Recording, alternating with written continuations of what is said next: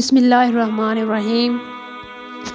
ناظرین گرامی، ملک الموت حضرت اسرائیل علیہ السلام کو اللہ تعالیٰ نے ارواح قبض کرنے پر مأمور کیوں کیا تھا، اس کی وجہ کیا تھی؟ اس بارے میں حدیث ہے۔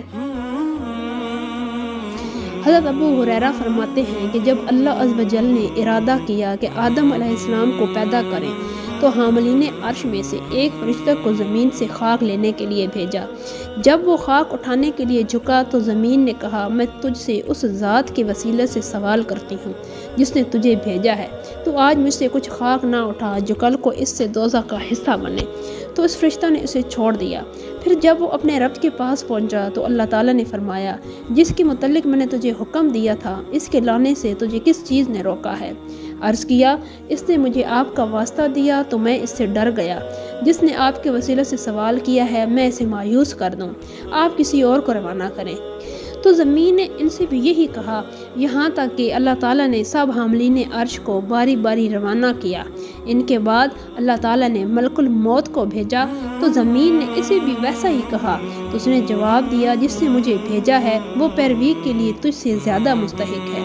تو اس نے پشت زمین سے پاکیزہ اور پلید ہر قسم کی خاک اٹھا لی اور اسے رب تعالیٰ کی خدمت میں پیش کیا۔ پس اللہ تعالیٰ نے اس پاکیزہ خاک پر جنت کا پانی ڈالا تو وہ سڑے ہوئے گارے سے بجتی ہوئی مٹی بن گئی۔ اسی سے حضرت آدم علیہ السلام کے ڈھانچے کو پیدا کیا گیا۔ حضرت ابو مالک، حضرت ابن عباس، حضرت ابن مسعود اور دیگر صحابہ کرام فرماتے ہیں کہ اللہ تعالیٰ نے زمین کی طرف سے اس کی خاک لانے کے لیے حضرت جبرائیل کو حکم دیا تو زمین نے کہا، میں آپ سے اللہ کی پناہ لیتی ہوں کہ تم مجھ سے لے کر کم کرے۔ تو وہ لوٹ گئے اور کچھ نہ لیا اور کہا، اے میرے پروردگار، اس نے آپ کے ساتھ پناہ مانگی تو میں نے اسے پناہ دے دی۔ پھر اسی طرح میکائیل کو بھیجا، پھر ملک الموت کو بھیجا تو اس نے بھی اس سے پناہ مانگی تو انہوں نے کہا، میں بھی اللہ سے پناہ مانگتا ہوں کہ میں خالی لوٹ جاؤں اور اس کا حکم پورا نہ کروں۔ تو انہوں نے زمین سے مٹی اٹھا لی۔ ان حدیثوں سے معلوم ہوا کہ فرشتوں میں حضرت اسرائیل علیہ السلام بہت سخت دل ہیں، اسی وجہ سے اللہ تعالیٰ نے ان کو ارواح قبض کرنے پر مقرر فرمایا ہے۔ حضرت عطا بن یسار فرماتے ہیں کہ کوئی بھی گھر والے ایسے نہیں مگر ان سے ملک الموت روزانہ 5 بار مصافحہ کرتا ہے کہ ان میں سے کوئی ایسا تو نہیں جس کی روح کے قبض کرنے کا حکم دیا گیا ہو۔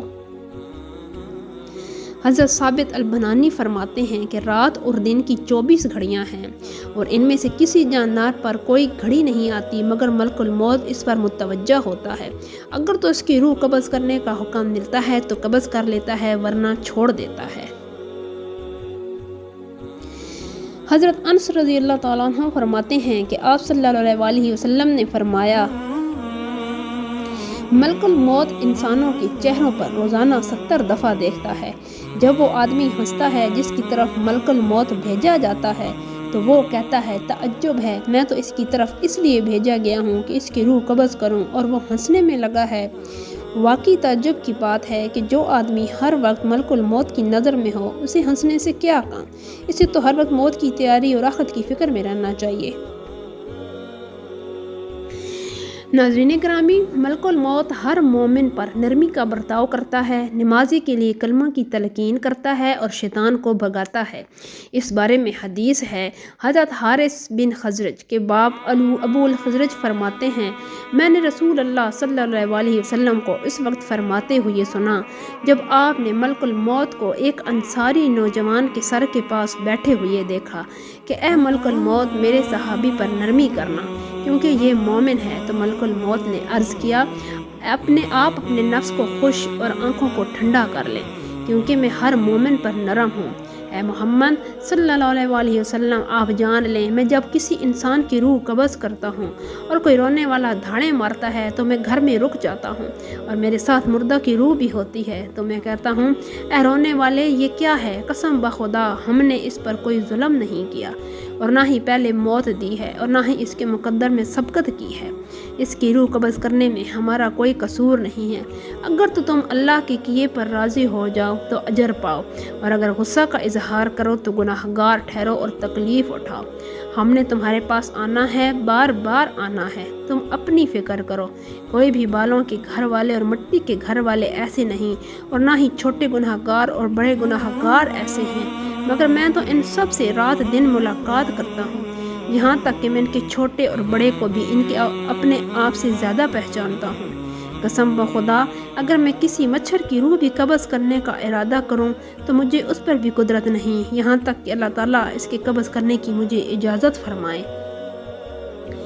حضرت جعفر بن محمد فرماتے ہیں مجھے یہ بات پہنچی ہے کہ ملک الموت لوگوں سے نماز کے اوقات میں مصافحہ کرتا ہے، پھر جب بوقت موت حاضر ہوتا ہے تو اگر وہ محافظین نماز میں سے تھا یعنی نماز کا پابند تھا تو فرشتہ اس کے قریب ہو جاتا ہے اور شیطان کو بھگا دیتا ہے، اور اس کے لیے یہ فرشتہ ایسی خطرناک حالت میں لا الہ الا اللہ محمد رسول اللہ کی تلقین کرتا ہے۔